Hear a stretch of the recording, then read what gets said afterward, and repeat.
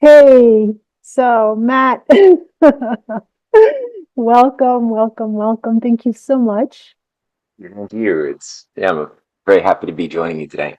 Yeah, I've been wanting to meet you for a while. And I'm really grateful that it's been able to happen. So I'm going to, of course, I'm going to link to all of your, you know, different platforms that I know of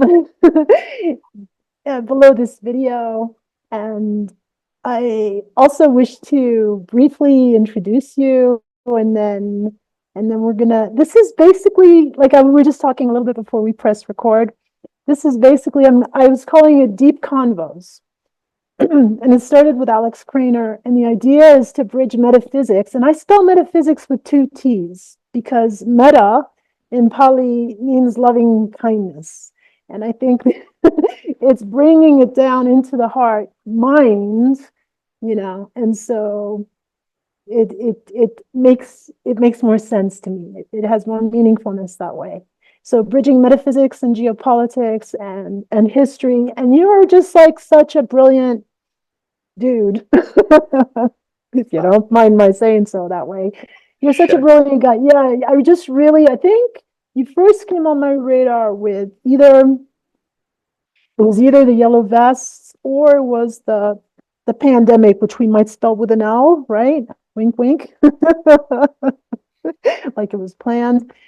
And yeah, so you've been on my radar since then, and I don't read or listen to everything that you put out, of course, but everything that I have imbibed and just really resonate with because the just the overarching capacity to connect the dots historically, and to understand where we come from is crucial, because we are a culture. And when I say we and the culture, I'm speaking especially of the West, suffering from amnesia, totally uprooted. Um, you're an author, you're a geopolitical analyst, and we also, you went to art school and I did too. So we also have that in common. Oh, and I forgot to mention, I don't know if I asked you, do you speak French? Yeah. We could talk French if you'd like. Mais peut-être qu'on pourra en faire un autre à l'occasion, en français, pour les Français, parce que les pauvres Français ou les francophones, voilà. Enfin, bon, j'ai presque pitié. Oui, moi aussi, absolument. On peut jaser en français dans une future épisode. Puis, ouais, c'est sûr. Ouais. Et c'est difficile à trouver de bonnes, des bonnes plateformes qui discutent la réalité géopolitique et aussi métaphysique, comme vous voulez faire. D'abord, oui, je suis content de vous rejoindre dans le futur sur ce Yeah. topic-là. So just a little apartheid, also to say hello to everyone watching us in the moment, whether that moment is now or, well, it's not now because I'm taping this, it's not live, but wherever you are, whenever you are, thank you so much for tuning in.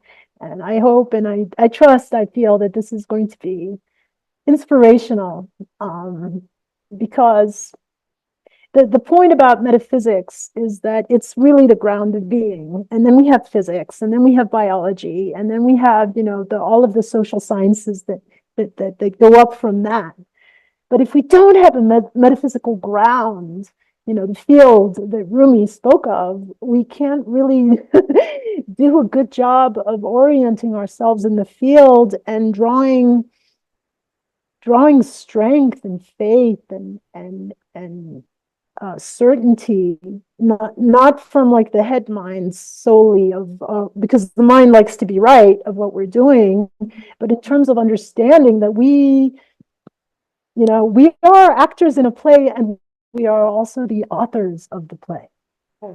And I also love the work that you do with your wife, your amazing wife, Cynthia Chung. You guys like go into C.S. Lewis and, Plato, and you do really, really rich cultural awakening sorts of events. And so one of the things that you say regularly that I think we could kind of, use as a springboard, and there will be no pun intended, is a rising tide lifts all ships. And that is so true. It's all about frequency. What is this ocean we're speaking of? And so So yeah, in a nutshell, is that a good place to It's a start? great start. Yeah, it's a wonderful start. I really appreciated that. And yeah, Cynthia's really just done some brilliant work on not just C.S. Lewis, but the battles in the domain of art and utilizing an understanding of how some of the greatest classical artists, and especially in the literary field, but also in the poetry domain, visual arts, music, we're tapping into a source, a common source that gives us better access to an understanding of the nature of universal history. And I think a lot of this came through her own research, and this she might actually be a fun conversation for you to have down the line as well as a future interview. But she spent a lot of time in reading the writings of a great metaphysician and philosopher and poet named Friedrich Schiller, who lived in the end Yeah, of the 18th century, and yeah. he innovated a field of the science of universal history, and he delivered a series of lectures, which are still available online. People can find those transcripts on how a responsible method, which needs to be in touch or in tune with a developed aesthetical sensibility and ability to judge beauty and ugliness within a population, can be cultivated to understand causation throughout universal history of any culture that you choose to unpack and unravel. Causation being, of course, something located in the realm of ideas. He was a Platonist and not a Neoplatonist, not a speculative irrationalist, which many of the Neoplatonists tended to be, who vectored a little bit more towards Masonic, mystical experiences. But he was rather a true Platonist, and he recognized the what Plato was shedding light on, as far as the higher realm of being, which is the realm of reality that is transcendental to the realm of becoming, sort of the second reality, which is the reality of flux and change, where boundedness occurs. And Schiller, in his works on the aesthetical letters, on his universal history lectures, and really everything, including his actual poetry itself, because he was putting into practice. He wasn't just a theoretician of these things. He was really seeing how does theater, how does art transform a people to become better, more sovereign, more self-aware, both of themselves, but also of the subtle forces that shape their world, that they could, like you just alluded to in your introductory remarks, participate in changing as well. So we're both authored, but could also be authors if we qualify ourselves to be sovereign, to think for ourselves instead of adopting the thoughts of experts or modulating our opinions to whatever calibration of popular opinion the herd happens to be tuned to, that we adapt to. If we do that, we're just instruments, more or less, of the will of someone else. We can't qualify ourselves for the term sovereign. Thus, we can't really be citizens in the highest sense of the word. And Mhm. Schiller is making the point that history as well as art should both help reinforce each other, and that when you do it well, you create a citizen in yourself, and you can be a channeler. And I shouldn't use that word because it's so abused, but you can then Mhm. also be a conduit for pulling people into a better way of understanding Yes. of those subtle forces. So again, his work is fantastic. Both Cynthia and I really immersed ourselves in it, and we try to use that method for our own research, and we try to make that as transparent as far as the method is concerned, for people who tend to read our works or listen to our lectures or come to the Rising Tide Foundation, which Mhm. itself also reflects that same kind of view that the world is not a zero sum game. The universe, by all evidence, is not a zero sum game that's just No. diminishing with boundary conditions as a process of winding down, like many uncreative geopolitical freaks would like it to be and act like it is, right? And they Entropy, right? It's the ah religion. It's the religion of entropy, mm, which really only exists in the closed system. mm-hmm. You know, Yeah, when would you you don't. be able to say something about that for the audience, who might be intimidated by the word entropy? Well, the idea, it's one of the laws, so-called fundamental laws of thermodynamics, that systems are bound to fall apart and go to chaos and lose energy. And this is really only true in a closed system, but there is no such thing as a closed system. We live in an open system, in a, in a nested universes could be one of the ways of looking. I mean, it's infinite, really, but that's kind of hard to wrap our minds around. The computational mind, right, doesn't like the infinite, and yet the soul is it's the home of the soul is the infinite, you know, and that thing about Schiller that you spoke and what you and Cynthia do, another way that I would, that I understand that. I haven't read Schiller, but I know of his work and I know of the Schiller Foundation and of just of the German, I think they were called the Romanticists. They were just such brilliant, breath, true souls breathing through that Germanic culture. It's so sad to see what it's become today. But the point that I was just going to make real quick before handing it back to you, I'm having so much fun, is that what you're speaking to is entrainment, and it's actually coherency, like heart coherence, is one way that it can be looked at.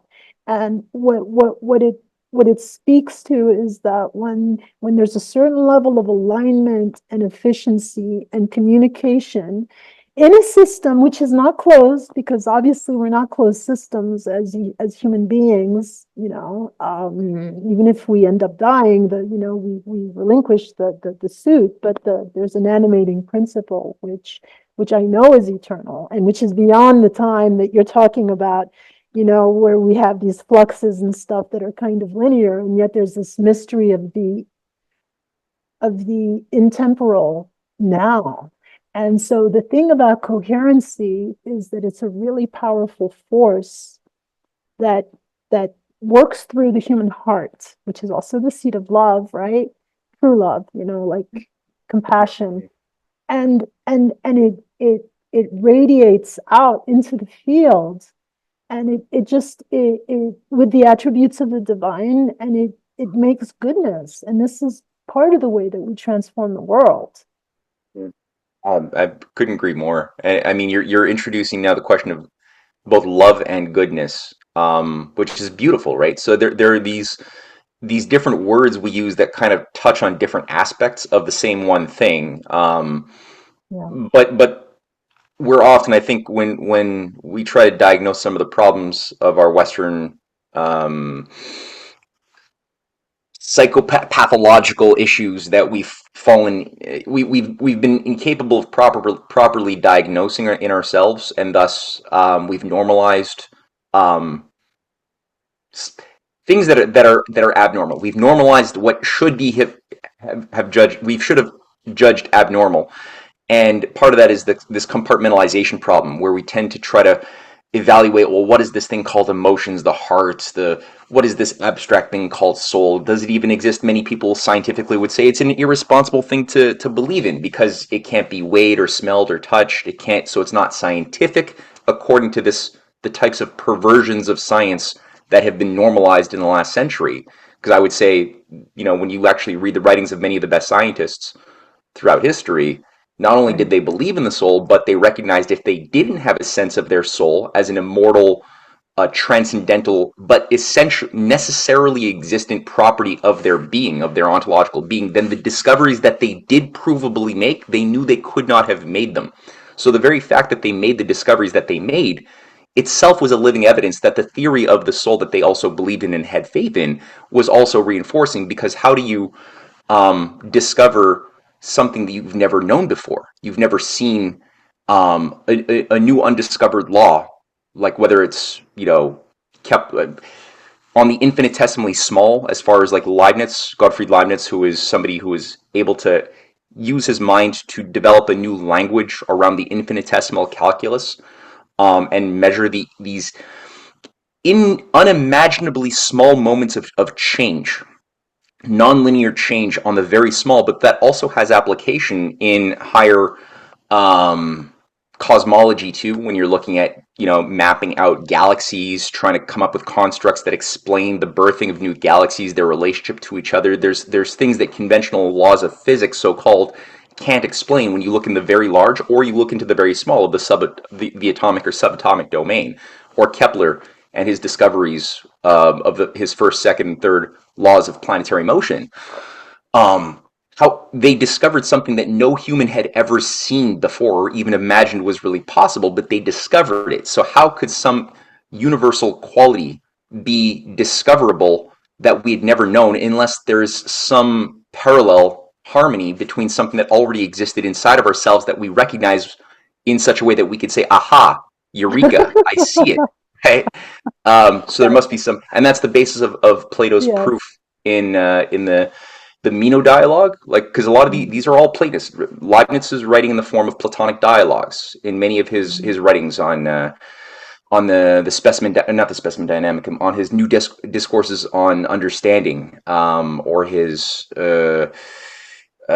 continuum theories. I forgot the name of it, but he's always very often writing in the form of dialogues. Kepler also engages in a dialectic language, and they're both directly making very clear and loud to their readers that they have generated their thoughts because of their deep immersion into the study of Plato's dialogues.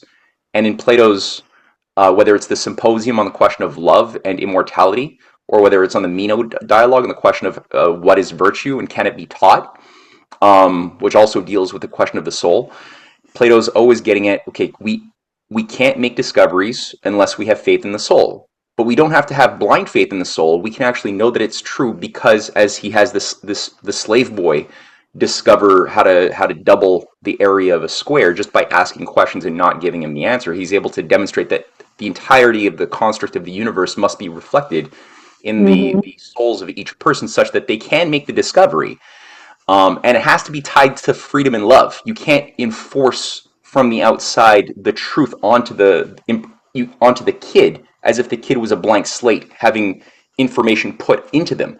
It has to be sort of tickled through play, right? And that's where the Platonic dialogues are full of irony, playfulness, bringing the person through just a loving co-journey of questions and answers to paradoxes, complexity, that then liberate them from the false axioms that they thought they understood about something, but then they realize, no. Actually, if I hold on to my assumption about whatever, virtue, justice, happiness, how to live a good life, what is love, we all have assumptions about what these are. Some of those assumptions are wrong. Unless we can evaluate those core things, we're not free to discover what it is, because we'll be ignorant of our own ignorance. But when we can be aware of our ignorance, now we're free to let go and to hypothesize something better, which is more in harmony and more in tune with the truth of the universe. And then we're free to start, moving into the unknown and being comfortable getting into those discomfort zones that are outside of the boundary conditions of whatever limited framework we were born into. Indoctrination, enculturation. Yeah, exactly. Yeah. Because I mean, the thing about one of the things I love about this is that in an infinite universe, it's infinite inside as well. Right? It's not just infinite outside. We're so addicted to our senses and to what's often called the left brain. I think that's a bit of a misnomer, but you know what I'm saying in terms of the capacity to measure and to compute and all these other things, where what you're speaking of, the resonance, the capacity to say eureka is it's kind of akin to a remembering. It's like, oh yes, I remember this is true. And so I forget if it's in the Vedas or where I picked this up, but it's just, the three attributes of the divine. You already spoke to, the truth and the goodness and the beauty, the love. Goodness is love. It's also the truth, and the truth is everywhere. And it's really fascinating because here we are on this planet, which seems to be, you evoked psychopathy and that kind of stuff. And at a certain resolution, and we could consider that the planet is like, and humanity on it, and all of the other beings on it, that it's an organism, and you can also look at that way with humanity as an organism, and the way we speak of different countries. We call it India, we call it China, we call it France, whatever, Canada, and it's like, yes, these are systems of, it's like groups, it's got this like these ensembles of beings that we then extrapolate into one being. And what I see happening at a certain level is that a portion of humanity, anyway, not all of humanity, and I do want to get to the Chinese question because that's another aspect of your work that I love, because I love the Chinese culture. I haven't been there yet, but at least not in this life, is that humanity is suffering from a sort of autoimmune disease, from a kind of a schizoid event, and we have to reckon with, I can entertain the idea that, okay, yeah, this is just a kind of a video game or a hologram, because it is a holographic universe. It's fractal and holographic, and it is illusion, and the illusion is real, and it behooves us to make it a beautiful illusion, and not one where little children are getting blown up and all of this other bullshit, right? So Right. so how do we deal with the different levels of understanding and Yeah, development of psychic development when we know that there are, people suffering from pretty extreme levels of psychopathy and lack of absolutely. empathy, that are in certain positions, but that are also, I'm sorry, also, like, they're part of the mix. Yeah. So it's not, I don't think it's a mistake. I think there's a meaningfulness there, which really gives us the pressure to grow and to figure out Yeah. how to turn this realm into one which is, that our hearts know is possible. Mhm. No, it's a great point. And like there's even within the New Testament, there's the point made very clearly that the truth is written on the hearts of all men. It's not necessarily something located in like a literal word that you have to memorize, or a set of rites that you do in the physical world. I mean, it may help you to say things in a certain way, or have a mantra, or have a certain prayer sequence, or if it helps, it helps. But the point is that the truth is something that is, it's not something that is located in the symbolic language of the word or the actions itself.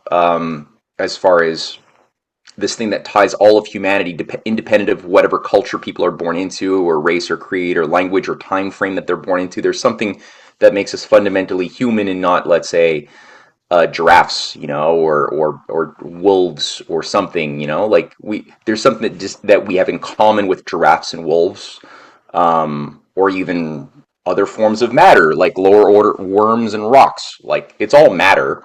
It's all made up of Mhm. atoms. So the Mhm. materialist, the ultra materialist might say that qualitatively there really is no moral difference to destroying a rock, or shooting a giraffe, or killing a human baby or something. It's all just atoms being broken. And it's like, well, Right. if you've mentally castrated and morally castrated yourself through the academic system, that you literally look at a baby and you just see like a pile of pollution and atoms, well, that's unfortunate, but you've been brainwashed. Because there is something different. We That's why we don't put wolves in prison for killing a baby wolf cub or something. That wolf is going to wolf, and a rock, is a rock. But like Saint Augustine said in his what was it, in the on the free choice of the will, which is also a Platonic dialogue on the nature of where does evil come from. If there is evil, can we say that God created evil, and that God thus needs evil in order to have the good?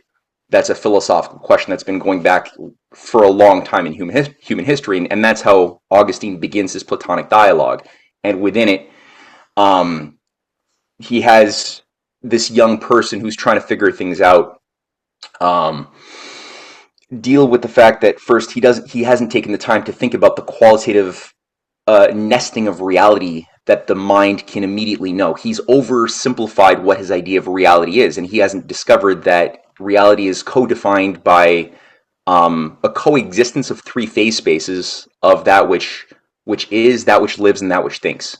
And with those three categories of that which lives, that which is, and that which thinks, you can literally define everything ponderable and observable in the universe.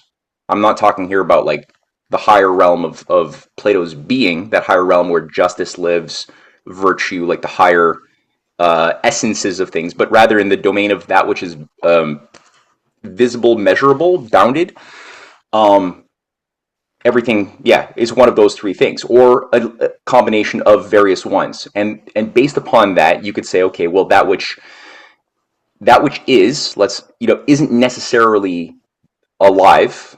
It doesn't necessarily live, but that which lives both is and lives, but it doesn't necessarily understand. But that which understands both necessarily lives and is, and it understands. So in that sense, you could see that he's not saying that rocks are bad or cats are bad because they don't understand, but there is a hierarchy within the construct of reality itself around which um, our values and our appreciation for judging virtue, judging right and wrong, have to be modulated according to an appreciation for these phase spaces. And then this was, I mean, I think when you look at the writings of any great scientist, or as they called them for most of human history, natural philosophers, right? The word scientist is a relatively new construct. Right. They were all sensitive to this to varying degrees and made great discoveries. And I would include amongst these people Leonardo da Vinci, right? Whose work with Luca Pacioli in the late 15th century hinged very much on an investigation of the golden section, the divine proportion Oh, as I it love appeared. that. I love the Yeah, golden section. I love it. beautiful, right? I mean, it just shows, and Yeah. it says so much about the whole Yeah. universe and the Yeah. intention animating and shaping the unfolding of the universe. When you just look at this wonderful proportion that's embedded within the construction of the pentagon, of the dodecahedron. It's we find it there within the fabric of everything living has, Yes, and in the especially universe, hmm? in the scaling dimensions of the universe, it's all over the place. Are you familiar with Nassim Haramein's work? A little bit.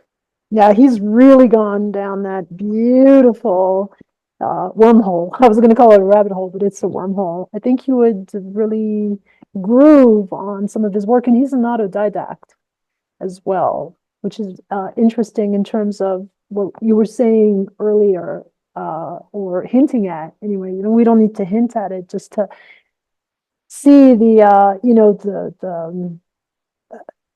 how the educational system can really be unfortunately a brainwashing machine. But really, these natural philosophers and scientists in the West, that we can really like appreciate and study and be inspired by, are all repeating the same thing, which was which was written in the in ancient China. I mean, and in the Vedas, and in that understanding, that knowing, not just a mental brilliancy of seeing it, but also feeling it within, that everything is connected. Everything is connected. And so the it's at an external level, the action has, can be measured, but the true internal impetus, the intention that actually drives that action, uh, has a force in the world, you know. Yeah. And so it becomes, the more aware we are of this intrinsic connection of the atoms themselves. I mean, of the subatomic of the Plancks, of that whole, fluidic field that Rumi spoke of, for example, is that it becomes very impossible just about to do any harm, you know? When you say it becomes impossible to do any harm, could you elaborate on that a little bit The more? more conscious you are of Oh, I see what you're saying. Yes, yes, yes. of your true nature, which Yeah, is which is yeah, yeah, yeah. it's a paradox, of course. Mhm. Uh, Yeah. the the the more our actions and our creations are going to be in service to the whole, Hmm. Yeah, but there's not to a the detriment of the individual. there's a Confucius quote that's quite famous where I'll just read it, where Uh-huh. he writes, "At 15, I set my heart on learning. At 30, I firmly took my stand. At 40, I had no delusions. At 50, I knew the mandate of heaven. At 60, my ear was attuned. At 70, I followed my heart's desire without overstepping the boundaries of right."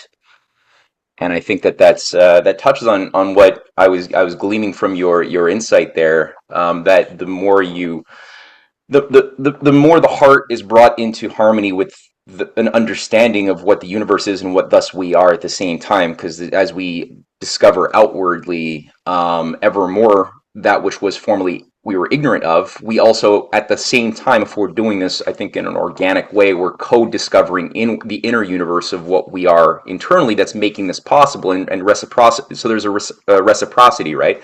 And the more we discover something inner about ourselves, we're also discovering and increasing our power outside of ourselves at the same time.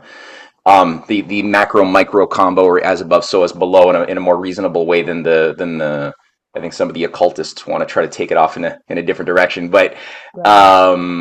that being said, I think, yeah, you're the the battle for human beings have throughout all of history has always been, can we create a culture based upon the cultivation in a natural way, in a playful, free way of the desires of the will into harmony with the understanding, such that our we want to do that which is right. We have a duty based upon the laws of the universe that we were born into, but our hearts are often out of whack with that sense of duty, that comes with being a citizen in a world that is fighting for freedom against the systems that want to enslave based on a master slave construct of reality, right? Of feudalism. So that's the part of just being human. We were born into that world that has that tension by an Mm-hmm. encrusted multi-generational oligarchical class that have their own unfortunate breeding habits and grooming habits and perverse culture, based on a defiance of reality, as they could have And known a, it. and a Hmm? fear of death. I think that goes with the hedonism of their Yeah. culture. Yeah, when you're, uh, yeah, that's true. That's a big one. I believe it's true. The fear of, if you really don't believe in the immortality of the soul, and and which itself comes from, if you're gonna believe it with a grounded base of reasoning, because people can believe that for stupid reasons. A lot of people, it's not like people could have the same opinion that yes, we have an immortal soul, but if your reasons for believing it are, dim-witted, um, it won't Good give you choice of words. it won't carry the power to really, stand withstand sophistry too deeply. Like people who, let's say, want to just live in heaven forever, or have 72 virgins forever, or whatever. Like they have a sensual idea of the afterlife, and that's what inspires them to do good, to avoid doing bad things. It's kind of akin in my mind to the Santa's watching you and making a list and checking it twice. And you want to get good presents, don't you? And you don't want cold, don't you? So, that's the wrong reasons to do the right behavior. But when it comes, and that might be fine for some people, but when it comes down to, like, um, a confrontation with the actual subtleties of what I think this oligarchical evil is, and the type of like subtle sophistry that it wields and utilizes, it will cause people to become atheists, and even the inverse, hedonists, nihilists, that Mhm. despise the idea of the soul or God, as much as they formerly loved it when they were loving it for the wrong, dim-witted reasons. So I'm just saying this Absolutely. because, Yeah, yeah, yeah. No, because I mean, there's a lot of people out there that are blackpilling, yeah, which is, I think, what you're saying is that, if you don't have a solid grounding in the nature of your being, it's pretty easy to get distracted and to get kind of, go down the wrong rabbit hole, basically. Um, you it see it with, really, yeah. Sorry, go go on. ahead. No, I was going to say, like, you really see it with a lot of the a lot of the worst black pilled cynics that we encounter in this day and age are people who had formerly been super naive at some point, and they had a faith in something, whether it was QAnon white Yes, hats to a extreme degree that we're all going to save us, or whether it was whatever, and because their faith in somebody or something or some theory was ill grounded, they threw the baby out with the bathwater and went to the other exactly. extreme, becoming nihilistically, everything is controlled, there's no hope, blah blah blah. So Yep, yeah, and Plato talks about this in the Phaedo dialogue, on the day that he's going to die. He's actually going through this same problem. It's not a new problem. He's describing how people become misanthropic when they gave their faith to people who they thought were virtuous and turns out to be scam artists who betray them, and then they easily become misanthropic. They start hating the haters of men. And he says that even worse than that, more unfortunate, are those who gave their faith and belief to beautiful ideas, but that had an improper foundation, that are then undermined by sophists, somebody who can make the false appear true. So then their false idea of reality is undermined, and then they become haters of ideas. And he says those are the most unfortunate, of everybody, is the yeah, haters of ideas.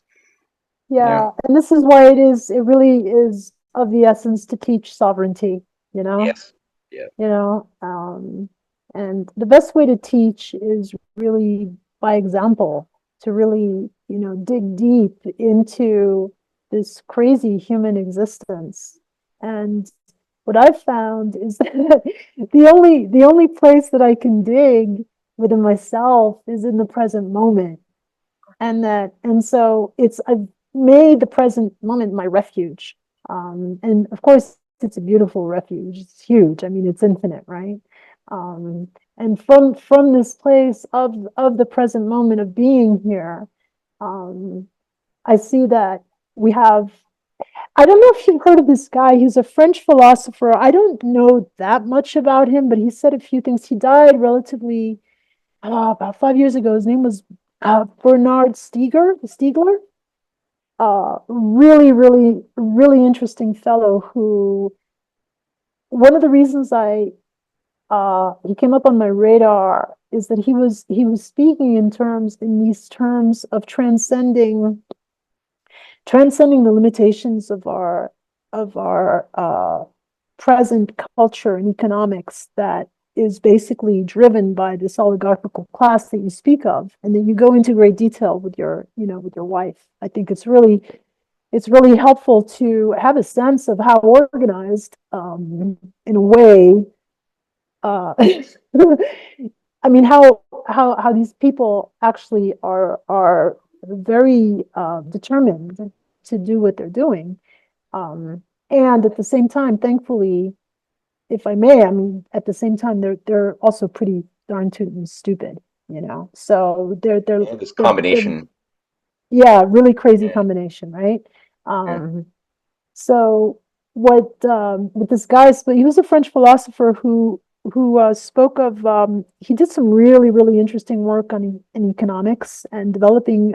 I mean, when I look at his work, and like he was, I think he had a professorship in China, Was it Maurice so Allais? no, no, no, c'est Bernard Stiegler.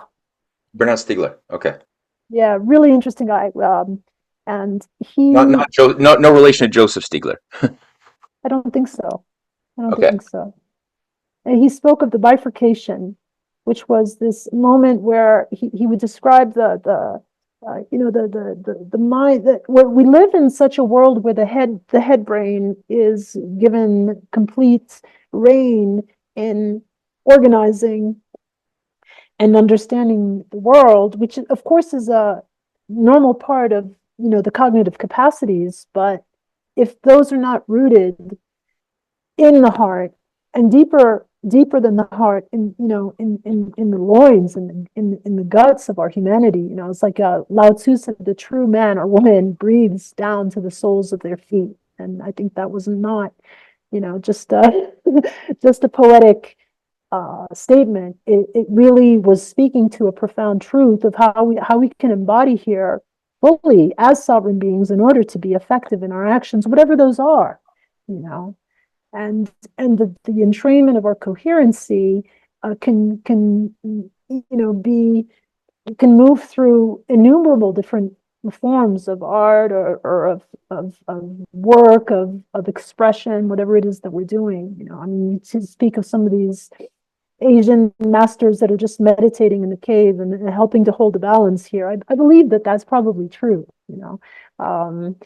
but it's not enough, because each one of us is a center of this infinite universe, of this fractal holographic universe. And so there's a tremendous potential there to bring, I think it touches a little bit on what you were saying about the question of the fear of death amongst the oligarchical class. They're ultimately, again, I'll make this a theme, right? Like in Plato's Gorgias, he makes the point that the person who has the greatest power of imposing their will onto their enemies and their victims and achieving their greatest rewards sensually, and even to the point of um, giving themselves new desires that they have the power to satisfy ever more so, is actually the greatest slave. Whereas the mob, the popular opinion might perceive that uber filthy rich type of tyrant character would be the most happy person, the most free person, because they're free to do whatever they want and engage whatever vice they want to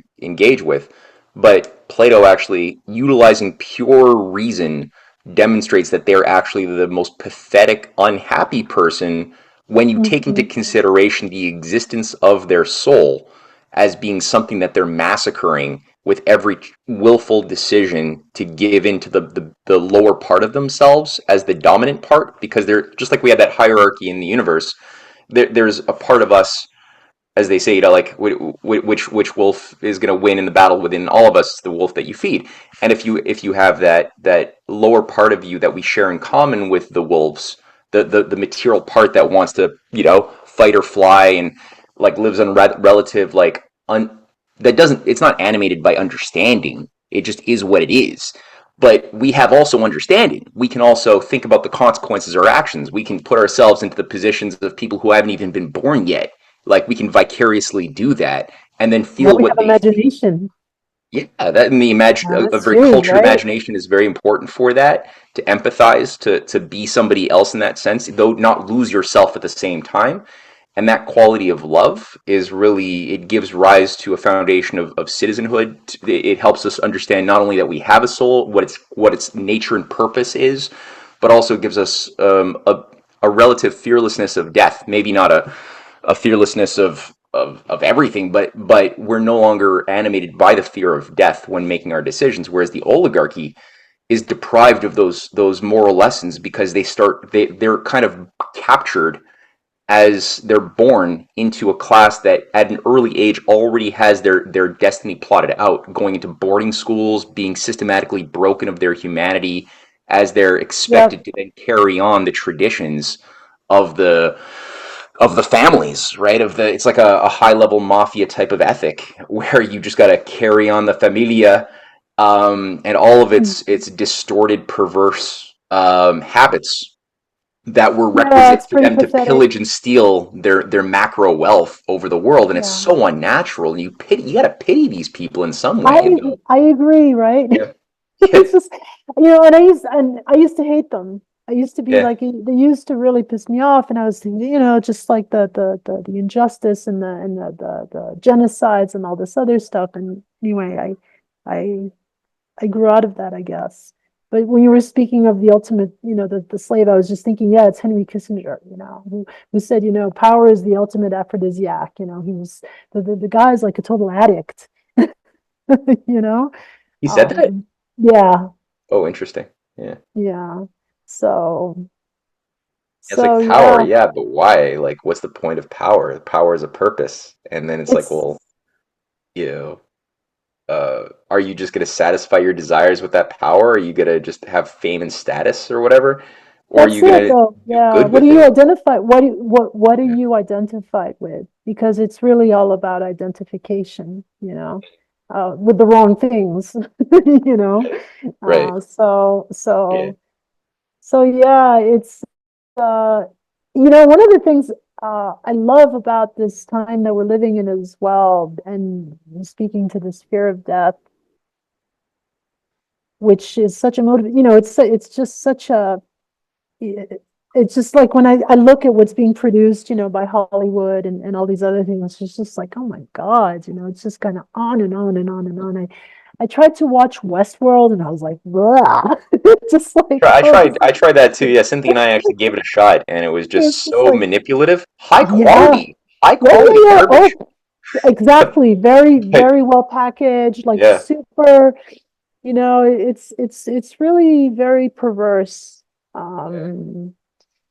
Yeah, but what I was going to say was that there's more and more and more and more testimonials, people who've had near death experiences, and those from all over the world.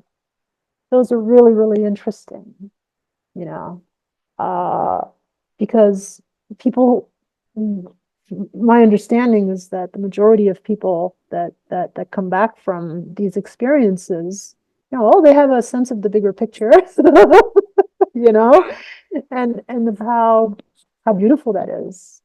So yeah, yeah, absolutely. I mean, we shouldn't. I don't think require sensual testimonials of people to have died and come back from a near-death experience in order to have the faith and understanding that we have a soul. But it helps. It helps to to have that as well. That there's something beyond this world that we should not be so attached to this mortal coil, um, and live for something on high.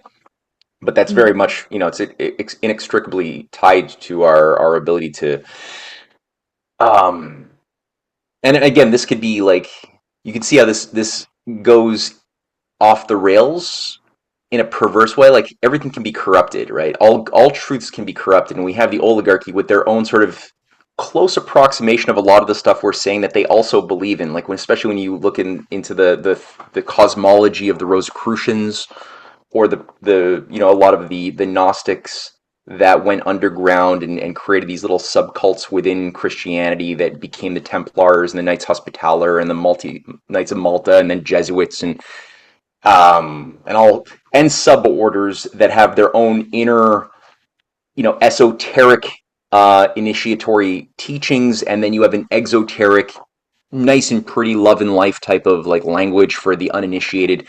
But then the more you explore that, you see that okay, um, these groupings, these Rosicrucian types that are sort of serving the needs of a religious or spirituality that the oligarchy also has. They need everybody needs some. People say, oh yeah, the oligarchy's an atheistic oligarchy. They don't believe in God. It's like no, they believe in God. They believe in God. They have a deep faith in God, and they act accordingly. Except the idea of what God is, that they're made in the image of, Yes. is something that smells like sulfur. Woohoo. Right. And they have a Didn't whole. Hugo Chavez say that about Bush? It's like, Oh, ooh, it smells like maybe. I mean, sulfur. Bush is too dumb to have a serious cosmology, but yeah, it's pretty funny. No, but The it thing that made was, Bush yeah. happen certainly did, like the Straussians that were much more. Yeah, that was there was an entire movement, an ideological, very sophisticated movement that created the neoconservatives as a thing, in which Bush was, the Ivy League, cocaine head who like just changed one drug for another one, just being like cocaine for Jesus, and he got high on Jesus and became, an indoctrinated stooge, who was just used by forces he didn't fully understand his whole life, as a little party kid, idiot in his Yep. 60s, overseeing like wars in the Middle East. All that to say, the Straussians, much higher level. Leo Mhm. Strauss. This gets us now into the high occult. When you start looking at the networks that Leo Strauss was moving in, or that James Burnham was operating within and through, who were the founders of modern neoconservatism in the 1930s and 40s, we're dealing with high occultism here, as far as Mhm. what they're doing, networking with groupings in Monte Verita in Switzerland, setting up Oh. lodges like the Bohemian Lodge in California. Have you seen the tarot? Have you seen the tarot of CERN?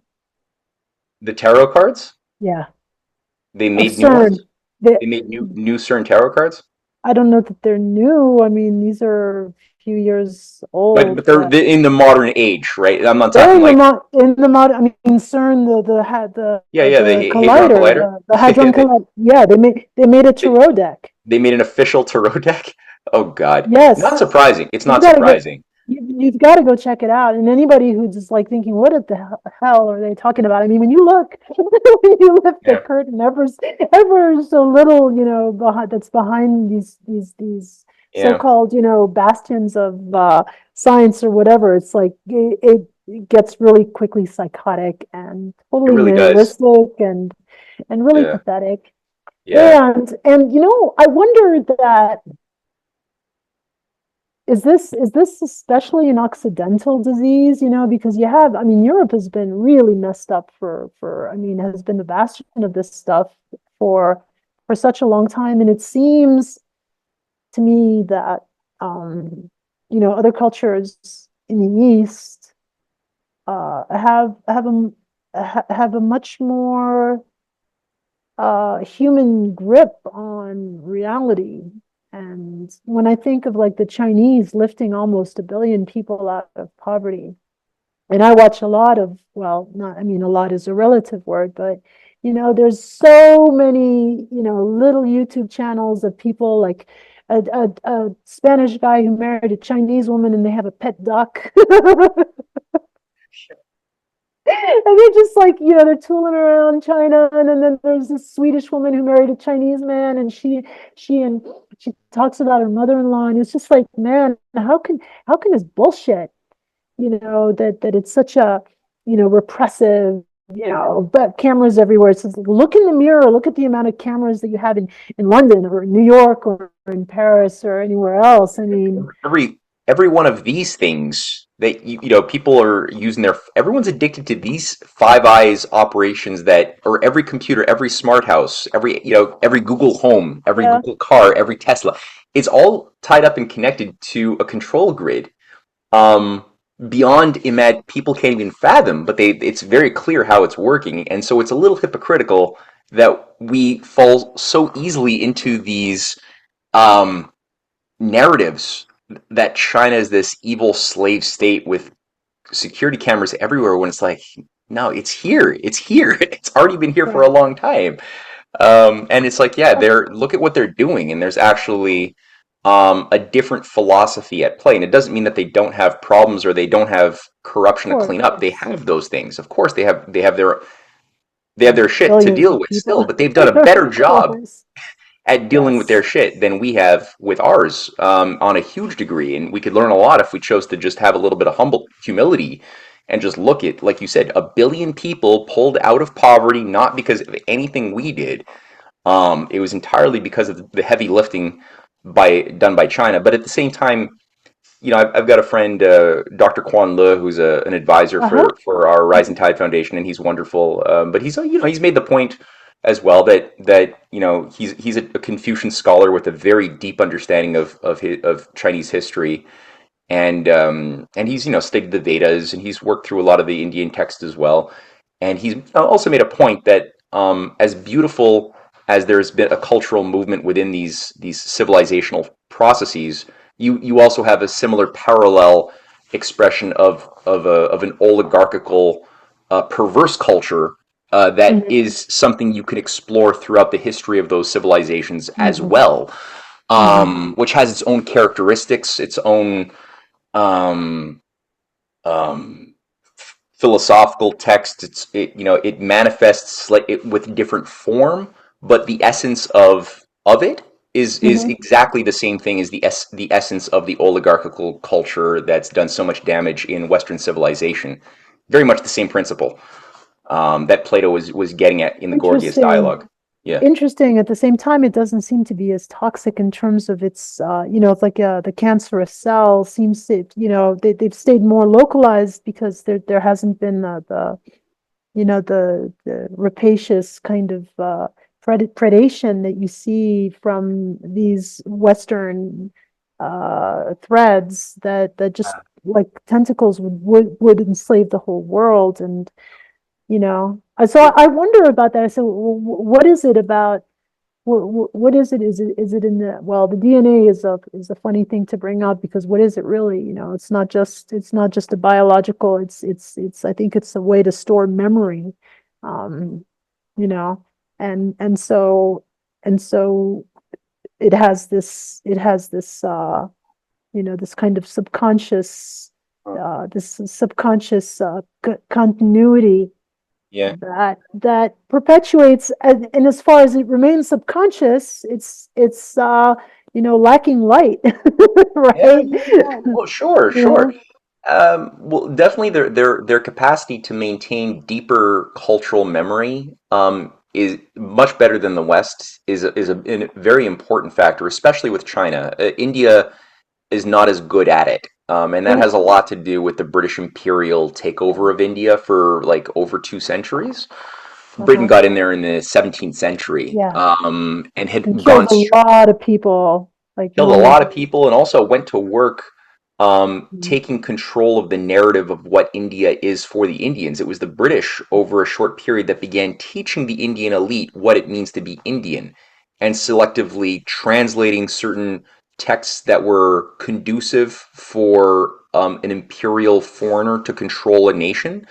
There was the the oligarchical principle, let's just say that as a principle of oligarchism, it's really good at corruption, at the art of corruption, and they could find things that are weaknesses in people as individuals that they can exploit to make the individual self-destruct or become an instrument for their enemy, as we've seen with so many people who got psyoped, profiled a la Othello, who ends up becoming an instrument for Iago in Shakespeare's play. It's that principle, but they also can do it for whole cultures. There's just like as above, so as below, right? As the What macrocosm in the talent. it kind of, yeah.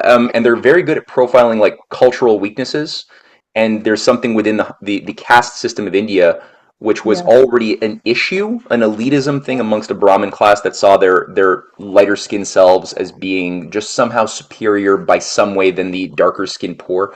That's a problem that everybody has in every culture, that people born into very affluent families will tend to make the mistake easily of thinking that there's something just better about them because of their family than the poor families, and they won't tend to look at other things. And that doesn't mean that there aren't noble souls that come out of high families. That doesn't mean the case, Yes. but it's a tendency. So Yeah. the British Empire were able to inflame those prejudices in order to create a caste of, or in make an already problematic caste system even Mhm. more of an issue and really turn it into a crystallized thing, um, with untouchables and all of these things, so that only 10,000 British troops ever needed to physically be in India for centuries, whereas then they created an organized system of local control, right? Local warlords and who would live in affluent palaces as princes, but then would control their own people, and they would purge whole Indian texts that the British would translate or retranslate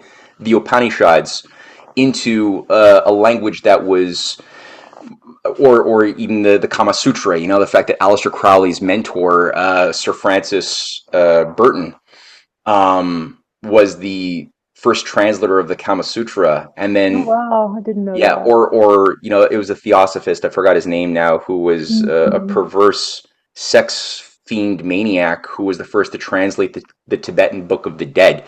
Oh, And well. so when Westerners read these texts, whether the Egyptian Book of the Dead, the Tibetan Book of the Dead, the Kama Sutra, the Upanishads, a lot of the texts that they're reading are actually British imperial translations, and that were then retranslated back into Hindi, into various Indian dialects, into Sanskrit. They translated them back into that when they published those texts for the Indians to then read without even going to the original that the British had destroyed. They destroyed libraries, they destroyed ancient, monuments. So all that to say, China did a better job after the century of humiliation at extracting, and I think sometimes just that level of we underestimate what China went through which was very Mm-hmm. similar to what India went through, really. But Mm-hmm. it was so suffocatingly devastating that that level of pain created these. It's kind of like the Russians that suffered so badly under in World War II, Mm-hmm. and for them, the idea of Nazism being maintained by NATO after World War II was over, and how they take that seriously. That the highest level Nazis and Italian fascists were given new positions within NATO, within Germany, within the United States, and also within Ukraine that they incubated. And so when they see that there's like neo-Nazi revivalism in Estonia and Lithuania and Ukraine, for them it's very serious. 30 million of their people died, and there's Yes. like a living memory there. They're not going to let it happen again. Whereas for Oh us, we God. didn't suffer as badly, so Yeah. we become, our memory is weaker because of our comfort level. And I don't want to say Mm. that you have to have pain in order to have the good, but sometimes it helps. So Well, that there's there's an impression made on the flesh, yeah, uh, that you yeah, mean like an epigenetic? yeah, yeah, Yeah, yeah, yeah, yeah, I think yeah, so yeah, too. yeah. Wow.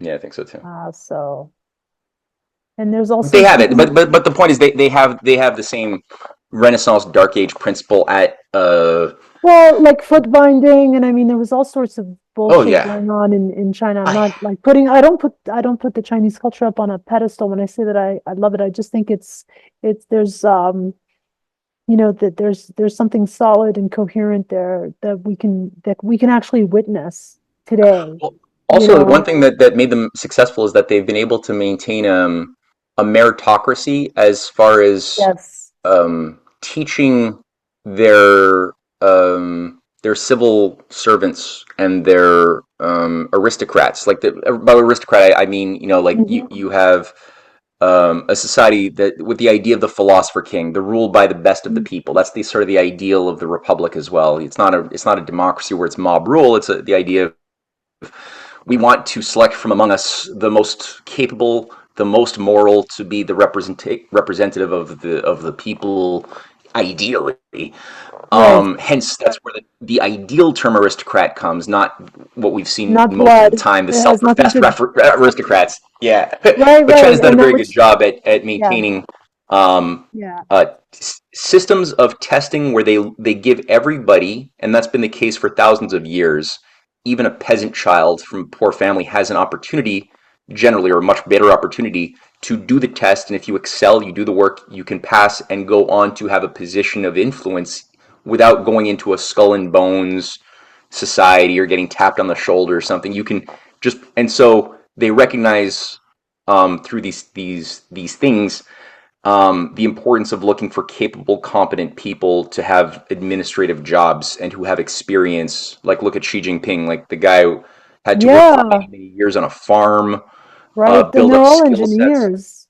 They're all engineers. Yeah, they all They have real really. world problem solving skill sets. They never went to management school and then got jobs in politics. None of them are allowed to do that. So yeah, you don't have a Right. George Bush problem in the case No. of that type of system. Or Yeah. the French system, which is supposedly making engineers in the elite schools, but they don't really know anything.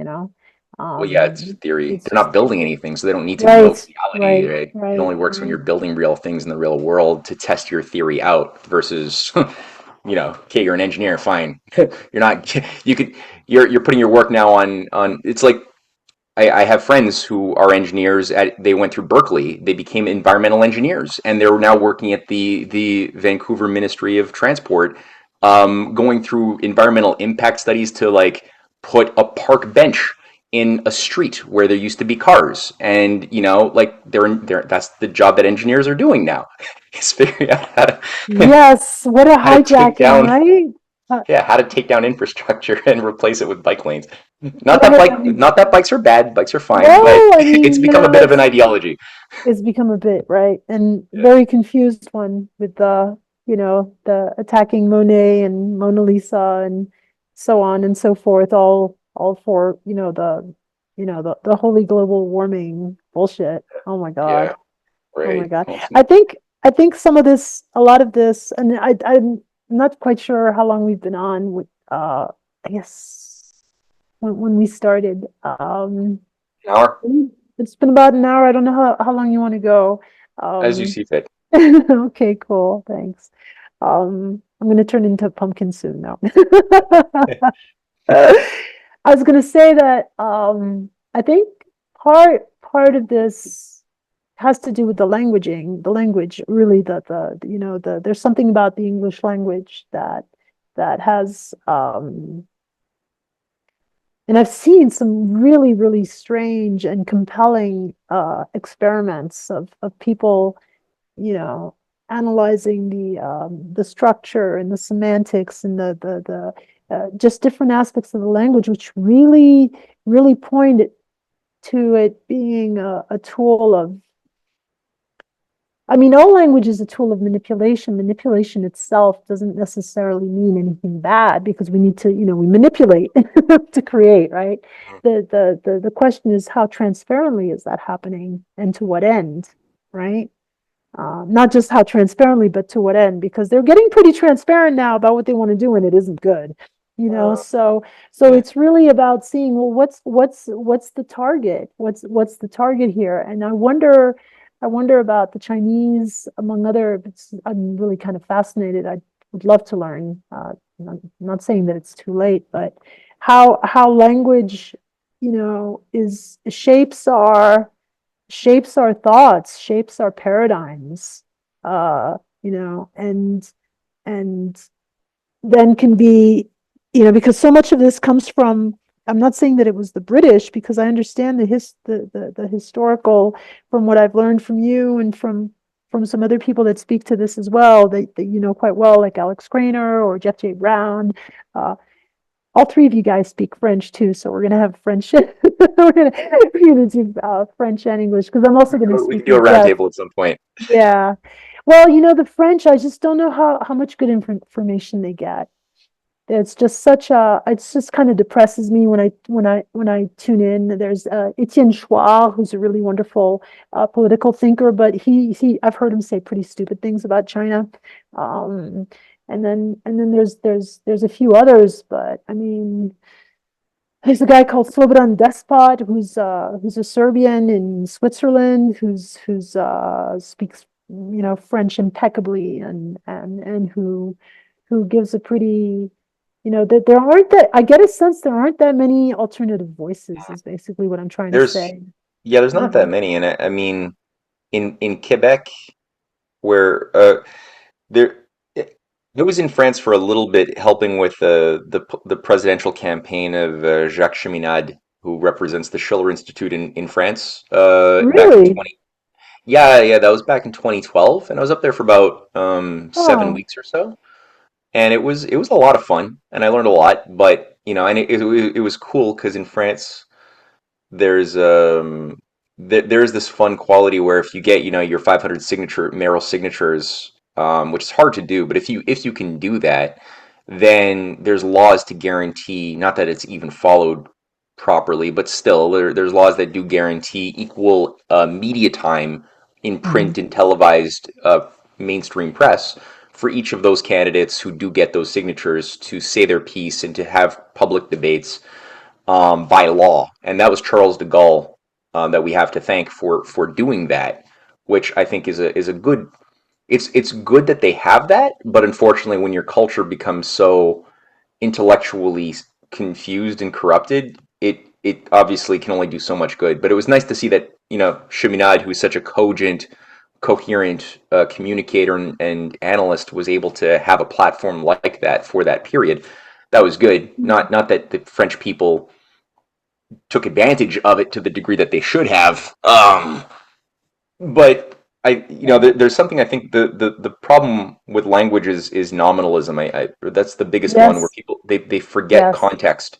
And if you get people in a Absolutely. state where they think that truth or reality is found in how some encyclopedia or dictionary defines a word, and that's how you can understand whatever that word means, you're screwed. The word, you should have a culture that encourages a comfortable a comfort in ambiguity, because language has an intrinsic ambiguity. Some languages are more and less ambiguous. So French is a very specific language. So it's good for certain types of technical skill sets. If you want to have very, very specific, commands or communications between engineers, French is great. But when it comes to the type of subtlety and ambiguity that you would want for poetry, you can get great poetry in French too. Don't get me wrong, great metaphorical imagery. But it's not as powerful. But every language could be great if people are used to always thinking about, well, what is the context in which this word is occurring, and then the context is shaping how I understand that word being used, because the same word might have two different meanings, or more different meanings, which again you get really well. This is again going back to Schiller and Shakespeare, who were, as poets, playing with the meaning of words, and how a rose by any other name would smell as sweet, right? He's helping educate people on how to understand that the ontology of the rose is not in the name of the rose. If you called it a pamplemousse, it would still be a rose. It would still smell like a rose. So there's that. If you get that, you're good. If people can actually achieve that culturally, you're okay, because they're always thinking about meaning in a Yeah, deeper way, top down. yeah, I don't know. I think the French psyche has, like you say, this it's like this embedded um uh you know, it's almost a closed system. Well, it is. They've got a closed oligarchy of the House of Orleans, the House of Bourbon. A lot of the old money, the old families are still as enmeshed Yes. in shaping To- the tempo of the political world, Yep, as they were 400, 500 years ago, as they were in the days of the Normans, in Bretagne. It's so you got these absolutely. oligarchical issues, certainly, and I think also you have, like, culturally, a tendency there's unprocessed trauma that they haven't dealt with, which, by not dealing with it, like, they still have Bastille Day, like the storming of the Bastille was an inside job, just like 9/11 was, that turned what could have been a viable Republican revolution akin to what had happened earlier in the United States, and it turned it into a 5-year Civil War bloodbath of Hmm. inquisitorial head Proportions. chopping. Yeah, Yeah. Um, yeah. and they celebrate that as a national holiday. I mean, that no people I that's think not they're the good most psychologically. Yeah, I think they're the most medicated European country. I used to teach, and I'd lived in France a long time, and I was teaching, I call them consciousness technologies, things having to do with self-development and stuff like that. And I was really noticing the extent of how formatted, how deeply impacted and anxious. There's like a subconscious anxiety which is just rampant, They're and super it's high strung. Yeah, it's yeah, uh, it's it's visceral. It's yeah. visceral. Um, Schiller thought it had something to do with their tendency for Cartesian thinking. So he was looking at the Cartesian Sorbonne education system that tries to categorize and box everything into preset categories. And Schiller actually had a lot to say about a lot of critiques on French gardens and the French obsession to just carve trees and bushes into cubes. It's Yeah. like He's like, no, that's a psychopathic issue that they have to deal with. This is not it's like natural. it's funny. It's like one of the ways that I love to think about the French. And I mean, I love, I mean, it's Asterix and Obelix, Oh, basically. that's great. They really just captured there's the ridiculousness and the sweetness too. I mean, it's our humanity, right? Um, but yeah, there's one more thing that I'd like to cover with you, and then maybe we can take a pause. Yeah, it's basically like I said, one of the reasons. Well, what I want to do is, through this conversation and others, and you've been doing it, is just to have this connection with the context, which is an open system, which we could call metaphysics, which is the ground of everything. And one of the things that kind of drives me crazy, I'm exaggerating, of course. What I've noticed is a lot of these metaphysical and spiritual and other, circles or streams of thought or schools or whatever, you know, they kind of really, and I think it's a manipulation to say, don't look at reality. Don't look at the news now. Of course, there's the mainstream news, but you know what I'm saying? It's like it's all it's all a leela. It's an illusion. And and like I said earlier, I think that's wrong. It is an illusion, and it behooves us to make it a beautiful illusion, Hey, that's a good because philosophy. Yeah. right, right. Yeah. So, It's like, yeah, everything's a dream, everything is Maya, but it's like, okay, but why does it have to be a nightmare? Like, exactly, exactly. the, And so, and what do we do to wake up in the dream, right? And then what do we do? How do we go about it to make it into a beautiful dream, which is going to be delicious for everybody, or for as many people as possible. And so I I try to, one of the things that I do is like, I don't have a big online presence because, like, I got kicked off of Facebook. And I haven't learned Russian yet, so I'm on VK, but I'm not on VK, right? So anyway, I'm figuring it out. A poco, I've got my YouTube channel. Um, but I want to bring this as a practice, as an example of a practice of this digging of self-inquiry, of meditation, of contemplation, of concentration, of yoga, whatever it is you want to call it, to actually include, the all the bullshit that seems to be going on in the outside world, to include it into, my moment by moment awareness, so that, from my own level, because I think it's a process as well of sovereignty, because I know I'm an infinite being, and I'm certainly not infinite right now in this human suit, right? So it's like I've got my limitations and that kind of stuff. But I know that each one of us that wishes to can make a difference, can really, in whatever different ways that is. I'm not saying you have to do it this way. I'm not trying to create a new, I mean, I do have a system for it, but it's not about any kind of a cookie cutter thing, if that yeah. makes sense to you. It's just, Absolutely. Yeah, it's not a one yeah, size fits all thing, but there's no, something that we can resonate with that's in the beat frequency of the universe to varying amplitudes.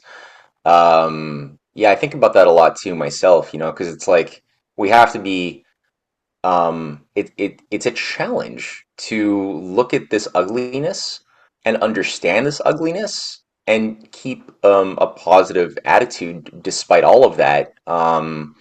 Which again, yeah, that's an objectively real challenge we all have to deal with. Like we're born into a world of injustice that is full of lies and bad intentions, and I went through a serious depression for a couple of years back in 2004, when I first got hit with it.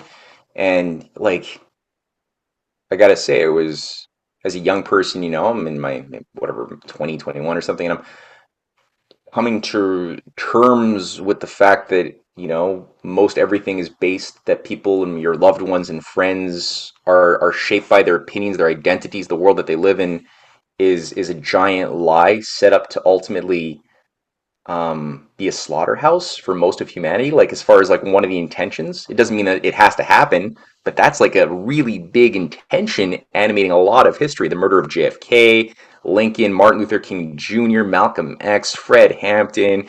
I mean, all of the beautiful souls in Africa who rose to the occasion but were killed by the CIA, and a lot of the. I mean, my God, it's heavy. it's Um, horrible, right?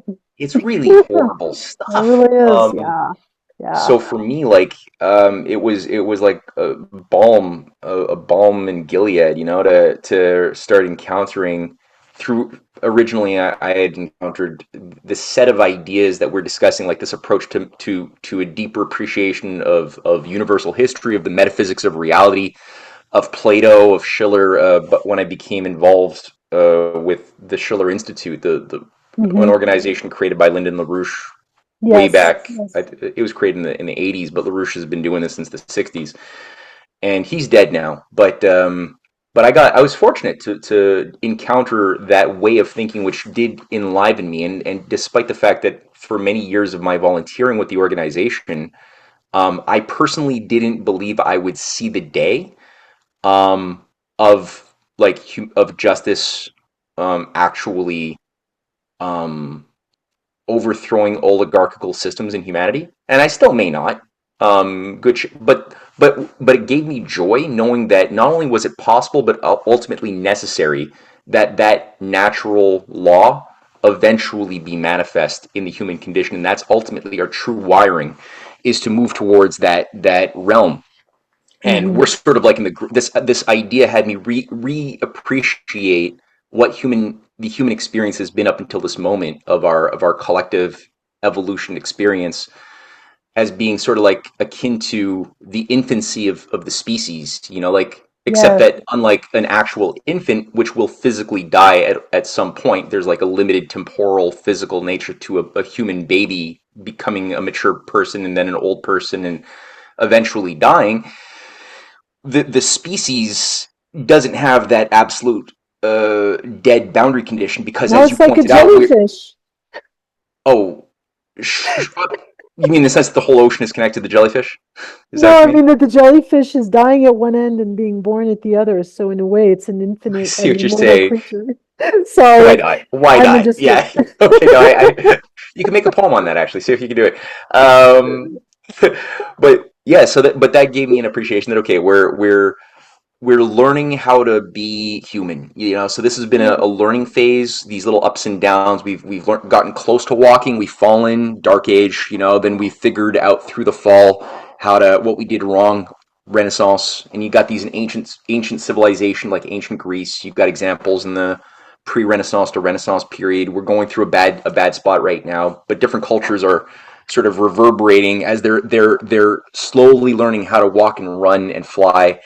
And I think that Yes, we're just yes, now emerging into a new. It's the cracking of the atom, like the discovery that there's this whole universe within the atom structure that has a corresponding power associated with our ability to understand. So as understanding penetrates past the sensorial domain into the domain of the subatomic structures and resonances and beat frequencies of the atoms, we thus have a power to harness that to do great works. You can green deserts now for the first time. We could feed the world several times over with the current technology and understanding, even the stuff that hasn't been sabotaged.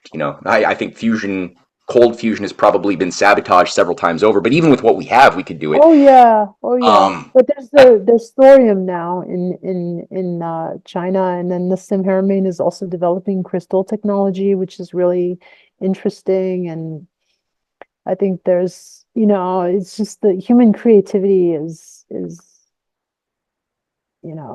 just extraordinary, really and good. can Yeah. rise to any challenge, really. So Mhm. yeah, I do feel, I mean, I don't know, what do I know, right? But I feel like we're pretty near a pretty fundamental, like, uh, cusp of really seeing, as this empire uh collapses, seeing pretty marvelous things grow up out of the rubble you know, of the past.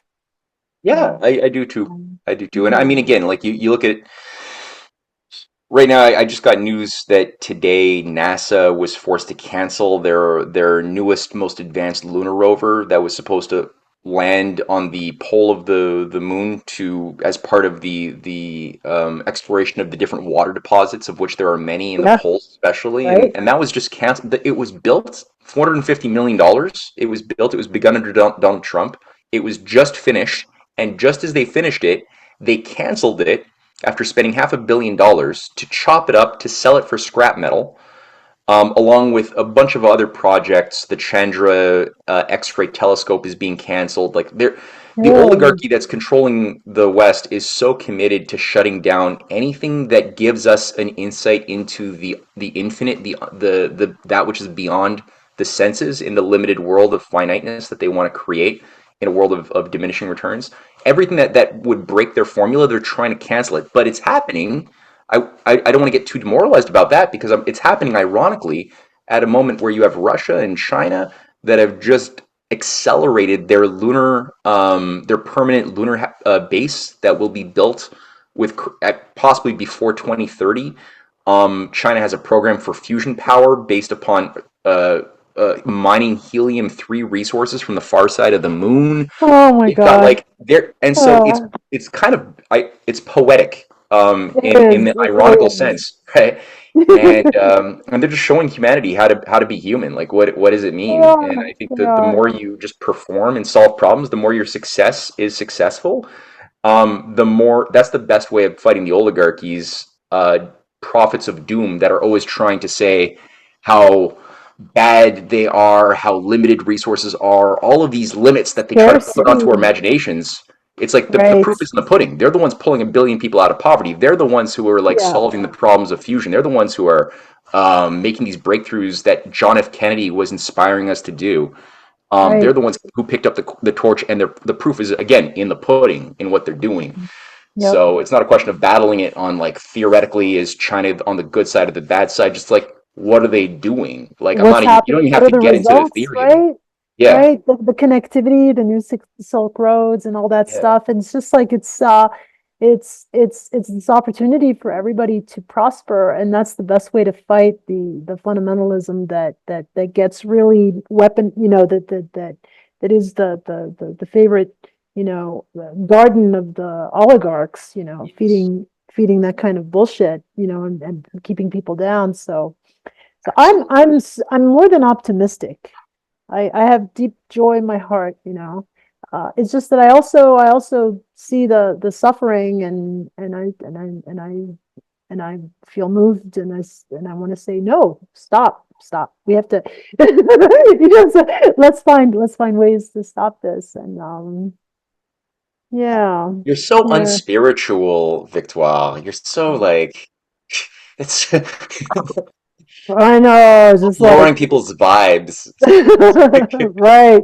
Yes, bring those vibes down to the soles of our feet. Why are they soles? Sound like souls, Ooh, right? that's pretty funny. That's good. Yeah, yeah.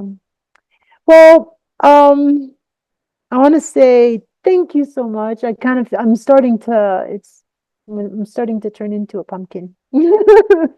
Let's get some rest. I hope we gave people a lot to chew on and hopefully some edifying Yeah. thoughts to roll around in their minds. And yeah, I look forward to future chats. This was good. It was good for my This soul. was cool beans, cool beans. I'm Yeah. going to say goodbye to everybody, and thank you for being with us. Thank you so much, Matt.